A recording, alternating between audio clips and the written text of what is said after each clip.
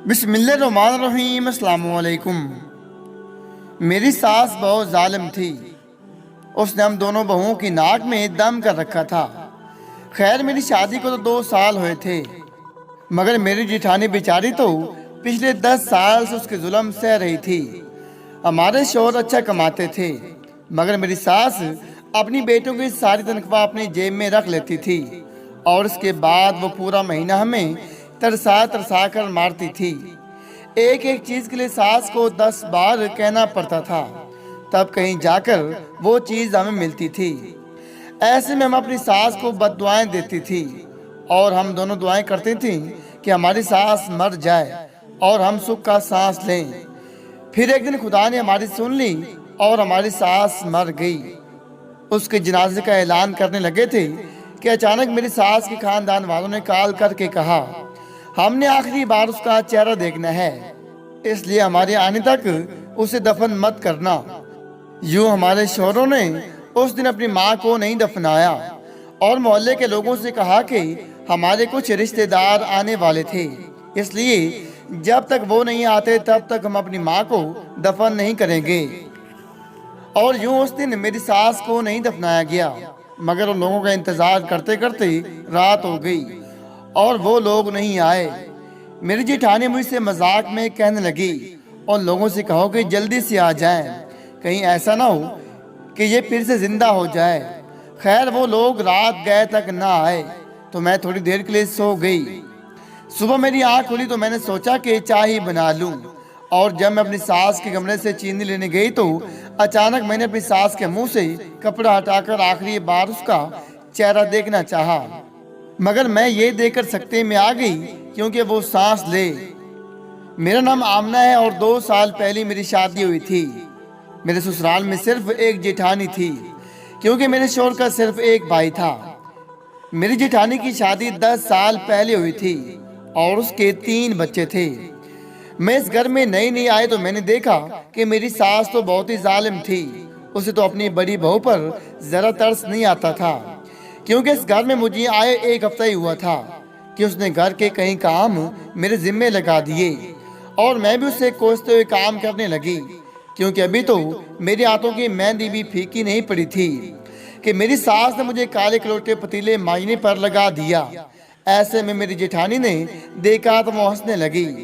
मैं उससे कहने लगी, अब तुम क्यों हंस रही हो?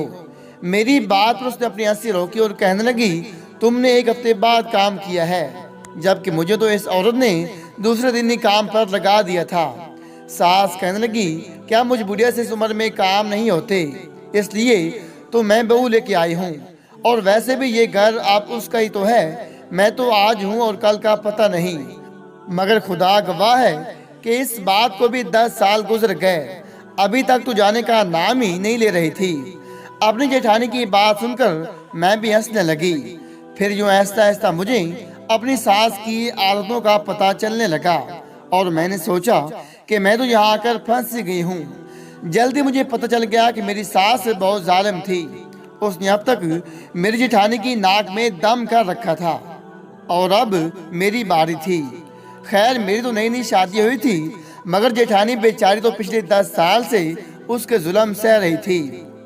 मैंने देखा कि हमारे शौहर अच्छा कमाती हैं, मगर मेरी सास अपने बेटों की सारी तनख्वाह अपनी जेब में रख लेती थी और इसके बाद वो पूरा महीना में तरसा तरसा कर मारती थी। मेरी जेठानी बेचारी के बच्चे थे और वो बार बार माँ को खाने के लिए तंग करते थे, मगर मेरी सास तो खाने के लिए गिन गिन कर रोटियां देती थी। सुबह हुई तो वो बावर्ची खाने में पहुंच जाती थी और पकाने वाले के सर पर खड़ी हो जाती। चाय के लिए चीनी पत्ती खुद निकाल कर देती थी और जब कबाब बन जाता था और बहू को चूल्हे से हटाकर दूध खुद डालती थी और बकाया दूध फ्रिज में रखकर ताला लगा लेती थी। अब जिस किसी ने भी फ्रिज से कोई निकालना होता वो मेरी सास से चाबी मांगता। पराठे बनते तो सबको गिन गिन कर खुद देती थी। मेरी सास का अलग कमरा था जिसमें खाने पीने की सारी चीजें रखी थी, मगर इन सब को मेरी सास ने ताले में रखा हुआ था। चीनी निकालनी हो तो सास से पहले चाबी मांगो और फिर निकाल कर उसे चाबी वापस कर दो, क्योंकि अगर किसी ने ऐसा नहीं किया तो उसकी खैर नहीं। दोपहर के खाने में वो हमेशा सब्जी बनाती थी और वो भी मेरी सास खुद बनाती थी, क्योंकि उसे लगता था कि हम सब्जी में घी बहुत डाल देते थे। इसलिए मेरी सास की पकाई हुई सब्जी देखकर ही मुझे उल्टियां शुरू हो जाती थीं। पहले दिन से मैंने अपनी सास की बनाई सब्जी चख ली और मेरी ऐसी हालत खराब हुई कि मैं सारा दिन उल्टती रही और मेरी सास सबसे कहती रही, देखो तो बहू ने आते खुशखबरी सुना दी। ये सुनकर मैं जल ही गई और मैं दिल में कहने लगी कि ऐसी सब्जी खिलाओगी तो मैं तो तुम्हें रोज़ खुशखबरी सुनाऊंगी। अलबत्ता जब उसके बेटे रात को आ जाते थे तो वो गोश्त बनाती थी और बोटियां उठा उठा कर अपने बेटों की प्लेट में डाल देती थी। बेटों की खूब खिदमत करती थी। बस बहुओं और उनके बच्चों को एक एक बोटी देती कि तुम सारा दिन घर पर होते हो, तुम कौन सा काम करते हो। खुद सबके सामने हमें दिखाने के लिए सिर्फ सालन लेती थी, मगर मैंने अपनी आंखों से देखा था कि जैसे मेरी जेठानी खाना पकाकर बावर्ची खाने से निकलती, मेरी सास 3-4 बड़ी नरम नरम बोटियां निकाल कर अपने कमरे में छुपा देती थी और जैसे अपने कमरे में खाना खाकर जाती, खूब मजे लेकर वो बोटियां खा लेती थी और खुद हमें एक एक चीज के लिए सास को 10 बार कहना पड़ता था, तब कहीं जाकर वो चीज हमें मिलती थी। जरूरत की कई चीजें थी जिसके लिए हमें सास से पैसे लेने पड़ते थे और वो यूं एहसान करके देती थी जैसे हमारे शोरों की बजाय वो खुद कमाने जाती हो। ऐसे में जब मैं और मेरी जेठानी अकेले में बैठकर बातें करती थी तो अपनी सास को बहुत कोसती थी, क्योंकि उसी की वजह से हमें यूं घुट घुट कर जीना पड़ रहा था। ऐसे में हम अपनी सास को बददुआएं देती थी और हम दोनों दुआ करती थी कि हमारी सास मर जाए और हम सुख का सांस लें, क्योंकि सास के जीते जी तो हम सुख का सांस नहीं ले पाती, क्योंकि उसने हमें तंग करने का ठेका ले रखा था। अक्सर मैं सोचती थी कि शायद उसकी सास ने उसके साथ ऐसा सलूक किया होगा, तभी तो वो हमारे साथ ऐसा सलूक करके हमसे बदला लेती थी।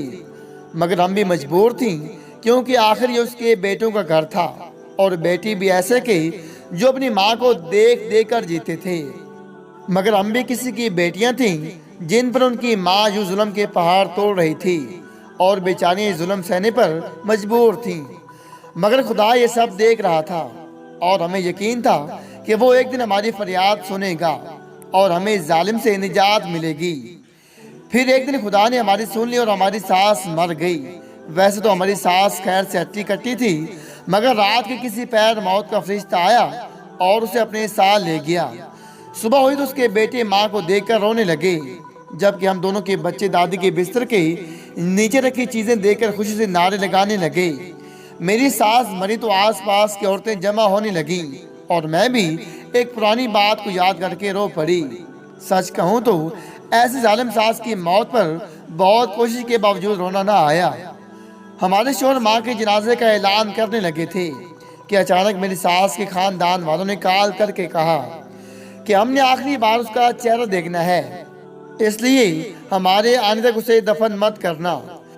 यूं हमारे शोहरों ने उस दिन अपनी माँ को नहीं दफनाया और मोहल्ले के लोगों से कहा कि हमारे कुछ रिश्तेदार आने वाले थे, इसलिए जब तक वो नहीं आते तब तक हम अपनी माँ को दफन नहीं करेंगे। और यूं उस दिन मेरी सास को नहीं दफनाया गया। सबको लगा कि वो लोग शायद दोपहर तक आ जाएंगे, मगर उनको गाड़ी नहीं मिली और यूं वो शाम तक भी नहीं पहुंच पाए। यूं हमारे शोहर ने फैसला किया कि अब सुबह कब्र खोदेंगे और जनाजा पढ़ेंगे। ऐसे में मोहल्ले के लोग तो अपने घरों को चले गए, जबकि कुछ करीबी रिश्तेदार हमारे घर रह गए। हम सब भी काफी देर तक जागते रहे, लेकिन उस दिन मेरे सर में सख्त दर्द होने लगा और मेरा बेटा भी सोने के लिए रोने लगा। इसलिए मैं अपने कमरे में आ गई और उसे सुलाने लगी, मगर मेरी सास के वो रिश्तेदार नहीं आए और यूं लोगों का इंतजार करते करते रात हो गई। और मेरी जेठानी मुझसे मजाक में कहने लगी, उन लोगों से कहो कि जल्दी से आ जाएं, कहीं ऐसा ना हो कि ये फिर से जिंदा हो जाए। ये कहकर वो हंसने लगी, मगर फिर किसी को आता देकर बड़ा संजीदा सा मुंह बना लिया और फिर मेरे कमरे से बाहर चली गई। खैर वो लोग रात गए तक ना आए और मैं तो थोड़ी देर के लिए सो गई। फिर मुझे नहीं पता कि वो लोग आए भी या नहीं, क्योंकि मैं तो सुबह के करीब ही जागी और मेरी जेठानी ने मुझे जगाकर कहा, सारी रात जागने की वजह से सर दर्द से फटा जा रहा है, इसलिए सबके लिए चाय बना दो।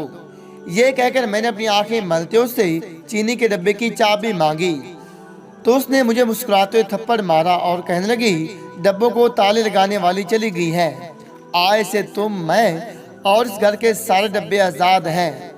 ये सुनकर मेरी पूरी आंखें खुल गईं, क्योंकि ये एहसास ही अलग था। इसलिए जब मैं अपनी सास के कमरे से चीनी लेने गई तो अचानक मुझे अपनी सास याद आ गई। मैंने अपनी सास की याद में थोड़ी सी चीनी खा ली और सोचा कि अगर इस वक्त वो मुझे देख रही होती तो ज़रूर मुझे इस पर डांट देती। इस सोच के आते मुझे अपनी सास याद आई और मैंने अपनी सास के पलंग की तरफ देखा, जहाँ वो मुंह पर कपड़ा डाले हमेशा के लिए सो गई थी। ये सोचकर मेरा दिल भर आया और मैंने सोचा कि मैं आखिरी बार अपनी सास का दीदार ही कर लूं, क्योंकि अब मैं ये चेहरा कभी नहीं देख पाऊंगी। और जैसे ही मैंने अपनी सास के मुंह से कपड़ा हटाकर उसका चेहरा देखना चाहा, मैं ये देखकर सकते में आ गई, क्योंकि वो सांस दे रही थी। ये देखकर मेरे हाथ से चीनी का डब्बा उलट गया और मैंने जोरदार चीख मारी और मेरी सास उठकर बैठ गई और कहने लगी, अभी अभी मेरी आंख लगी थी, ये किसने मेरे सर पर शोर मचाना शुरू कर दिया।